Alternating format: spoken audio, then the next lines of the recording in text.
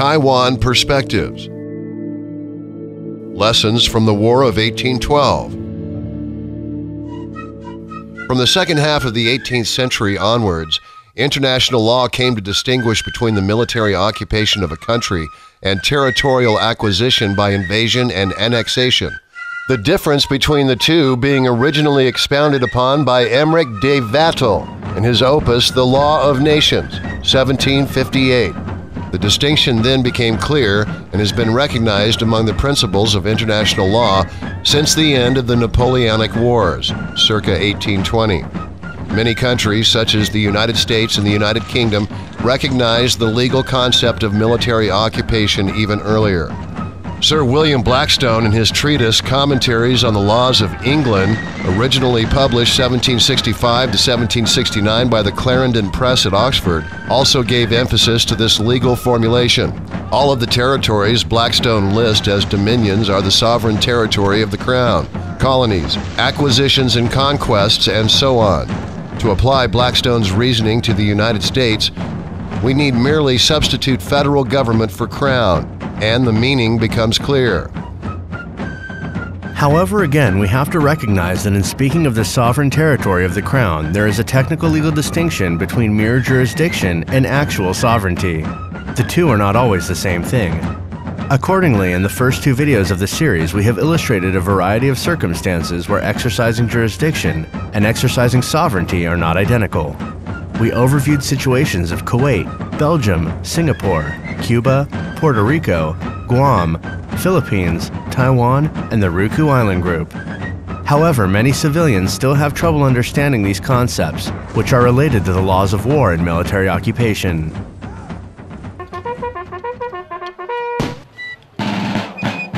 Let's give an additional example from the War of 1812, which was fought between the British and the Americans, from June 18, 1812 to February 18, 1815. On September 1, 1814, all U.S. military troops in Castine, Maine, surrendered, and military forces of the British Army, commonly known as Redcoats, took over jurisdiction of the city. Within a week, the British flag is flying, and portraits of King George III are hanging in all public buildings, and the local police are wearing British uniforms. The question arises, does the sovereignty of Castine now belong to the UK? Several large groups of British loyalists are now loudly proclaiming that Castine is now under the sovereignty of the British Empire, in addition to the obvious fact that 1. Castine is now under the exclusive jurisdiction of UK officialdom. They also assert the following points, which we will number as 2, 3, and 4. 2. It is commonly known that Massachusetts and Maine, including the port city of Castine, have belonged to the UK since colonial times. 3. In June 1812, when the war originally broke out, many politicians in the Parliament urged that all treaties between the United Kingdom and the United States of America should be considered abrogated. This, of course, included the 1783 Treaty of Paris, signed on September 3, 1783, and which came into force on January 14, 1784, in which the American colonies had been granted independence in the first place. 4. Reputedly, before the commencement of the war on June 18, 1812, there were several proclamations and declarations saying that all of the northeastern American colonies which the American colonists had stolen from the King of Great Britain, such as New Hampshire, Massachusetts, and Maine, shall be restored to the United Kingdom of Great Britain and Ireland. Our question is, based on the above rationale, can we now say that the UK has sovereignty over this city? Again, the answer is no. Under the laws of war in the modern era, the surrender of the U.S. troops of Castine, Maine, only marks the beginning of the military occupation. International law states the military occupation does not transfer sovereignty. The military occupation is not changed by such rationale as noting that this particular area has belonged to the UK since colonial times. Indeed, with the coming into force of the Treaty of Paris on January 14, 1784, all previous British claims regarding the ownership of the territory of the American colonies, whether based on history, culture, language, race, geography, geology, etc., have become null and void. In regard to the abrogation of treaties, it is important to note that even when such an abrogation occurs, the only clauses which are affected are those which are still active, So, for example, from the perspective of the year of 1812, looking back at the January 14, 1784 Treaty of Paris, the clauses regarding the recognition of the independence of the American colonies having been fully completed are no longer active clauses, and therefore are not subject to any sort of retroactive cancellation. Additionally, although there have been some proclamations and declarations in the years before the war, saying that all of the northeastern American colonies which the American colonists had stolen from King George of Great Britain shall be restored to the United Kingdom of Great Britain and Ireland, etc. However, such proclamations, declarations, etc., and indeed even the surrender ceremonies on September 1st, 1814 in Castine, Maine, did not create a legal procedure to actually accomplish a transfer of territory. Such a territorial transfer would have to be completed by treaty. 5. But there is still another rationale which the British can advance, namely with the coming into force of the Treaty of Ghent on February 18, 1815. Our troops are in Castine, Maine, and so therefore that city belongs to us and is under our sovereignty. However, having watched this far in this series of videos, we should immediately be able to recognize the illogic of this argument. Jurisdiction over territory is not directly equal to possession of sovereignty. This is especially true in situations which are the outgrowth of the conduct of war. More specifically, there were no clauses in the Treaty of Ghent which stated that Castine was being ceded to the UK.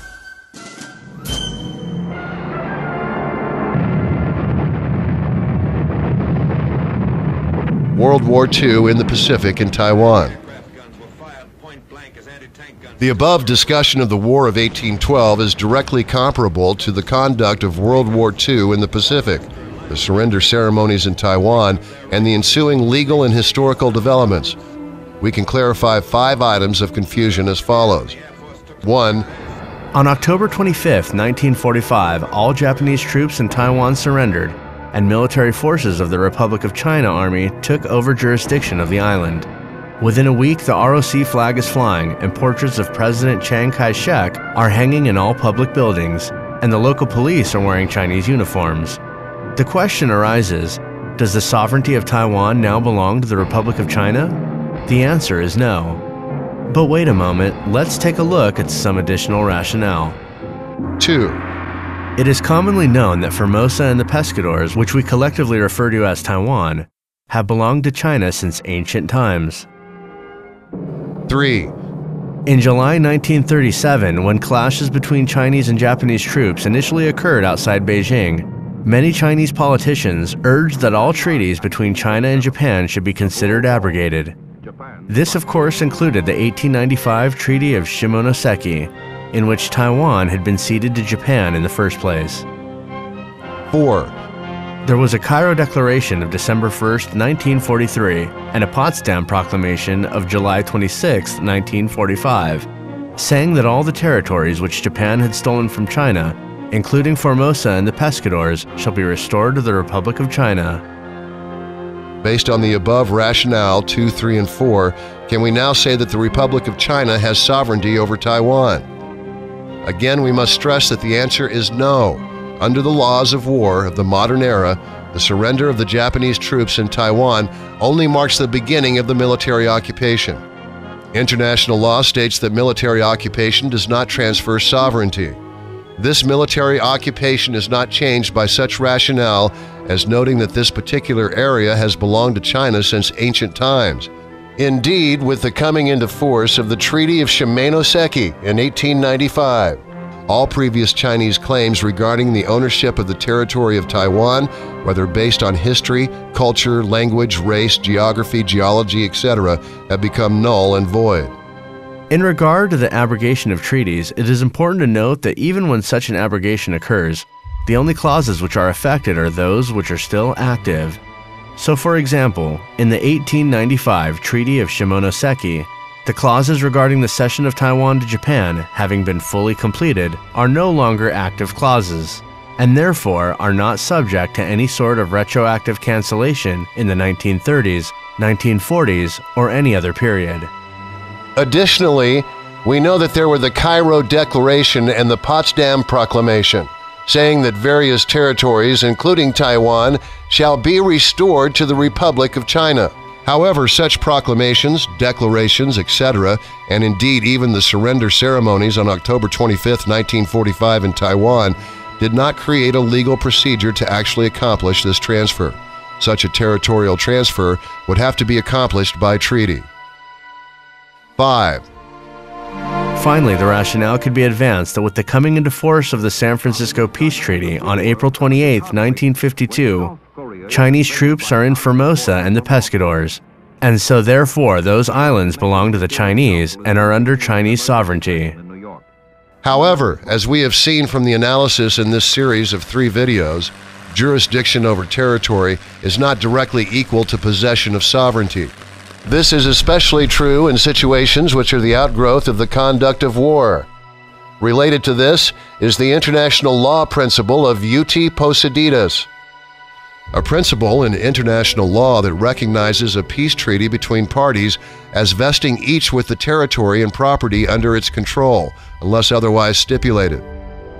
Is this principle relevant to a discussion of Chinese sovereignty over Taiwan? Our analysis can proceed as follows. A. It is true that in the SFPT, Japan ceded Formosa and the Pescadores. However, according to Article 2B, the ROC was not the recipient of this territorial cession. B.